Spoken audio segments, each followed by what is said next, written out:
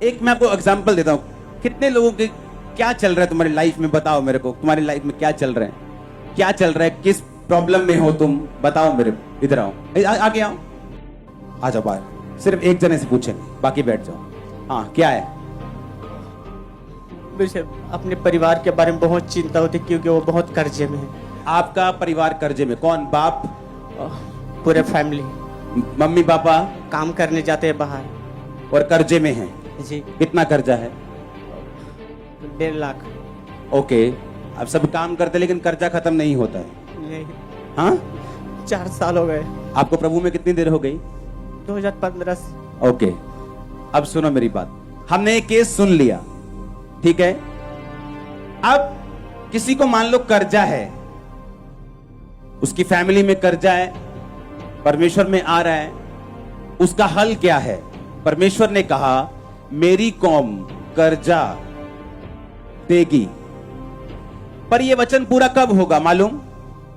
सुनो मेरी बात, टाइथ पे करते तुम? पहले नहीं करता, तब करना सीख रहा हूं। सीख रहा हूं, देखा? मैं इसकी शक्ल दिखाओ कैमरा में।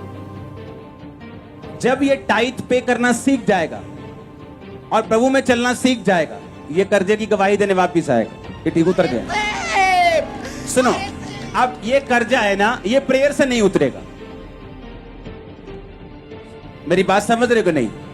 ये बिब्लिकल, मुझे अपनी परिस्थिति को बाइबल से ढूंढना पड़ेगा कि ये कैसे जाएगी। बाइबल कहती है जब तू टाइट देता है, कोई दुनिया की ताकत तेरी बरकत को रोक नहीं सकती। मैं तेरे वहां लिखा फल कच्चे नहीं झड़ने दूंगा। फल का मतलब क्या? तेरे प्रोजेक्ट्स, तेरी जॉब, प्रमोशंस, तेरी ठेकेदारी, तेरे आने वाली चीजें, मैं उन्हें कच्चा नहीं रहने। लोग बोलते हैं भाई साहब करियो प्रेयर, अब काम बनने वाला ही हुंदा, नाले खराब हो जाएंगे। वो लोग जो टाइथ में और प्रेयर में पक्के हैं, उनको ऐसी प्रेयर्स कराने की जरूरत नहीं पड़ती।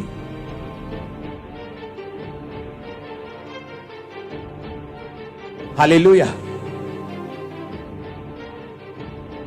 कितने मेरी बात को समझ रहे हैं? अब ये आएगा टेस्टिमनी के साथ। हालेलुया। आप समझ रहे चीजों को? मुझे अपनी लाइफ को हैंडल कहां से करना आना चाहिए? मुझे बाइबल से ढूंढना है। आप जब सेवा के लिए उठते हैं तो परमेश्वर आपको परख सकते हैं।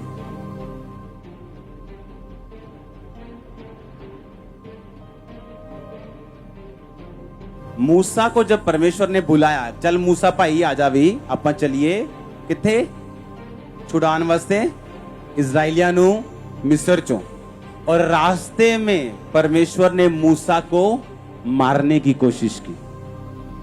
खुद ही बुलाया, खुद ही मारने की कोशिश की। उसकी पत्नी ने ढूंढा कि ऐसा क्यों हुआ। मालूम हुआ कि उसके बेटे का खतना नहीं हुआ। यह बड़ी ध्यान से सुनने वाली बात है आप लोगों के लिए। जब परमेश्वर एक पास्टर को विजन देता है, परमेश्वर चेक करता है कि इसका विजन मेरे प्रेम से बड़ा है कि छोटा है। सुनो, देखो, एक बंदे का केस लिया तो सब रिलीजियस क्वालिफाइड हो रहे हैं।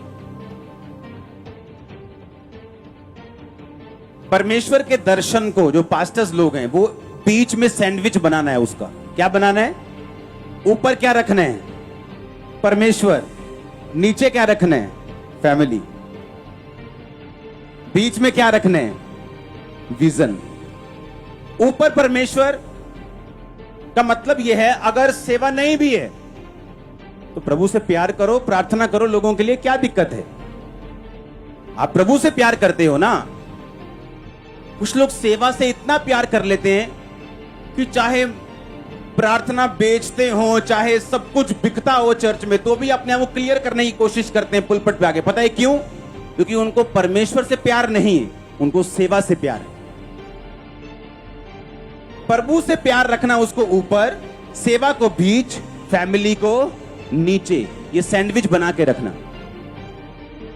जब आप परमेश्वर को यह दिखा देते हैं कि तेरी सेवा जो है तुझसे ऊपर नहीं है, वो फिर से प्रभु आपको दे देते।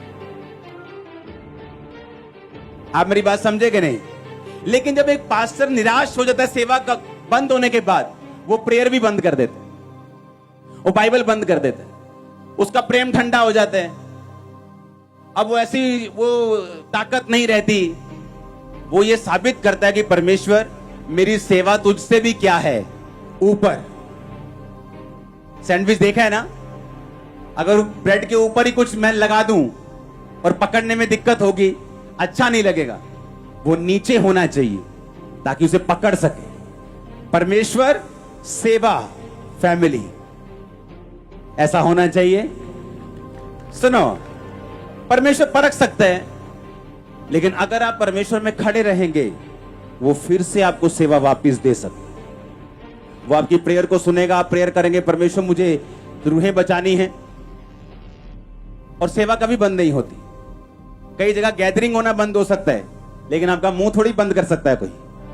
जाओ इंटरनेट पे, जाओ लोगों के घरों में, जाओ घर घर जाओ, नगर नगर, मोहल्ला मोहल्ला, इंटरनेट के ऊपर जाओ, लोगों के पास जाओ, रिश्तेदारों के पास जाओ। सेवा कहां बंद हो सकती? 12 प्रेरितों को मार के भगा दिया वहां से, बोलते सेवा बंद हो गई। ये देख लो, बंद हो गई। ये देख लो, एक एक इवेंजलिस्ट बैठे हैं आज लाखों में। आमीन। कितने मेरी बात समझ रहे हैं? कैसे हैंडल करना है? बाइबल से, बाइबल से। आमीन। कैसे हैंडल करना है? कैसे हैंडल करना है? बोलो पड़ोसी को। जब वचन से हैंडल करेंगे तो हल होने का चांस 99.99 नहीं, 100% है। Not 99, मैंने कहा 100%, 100, 100।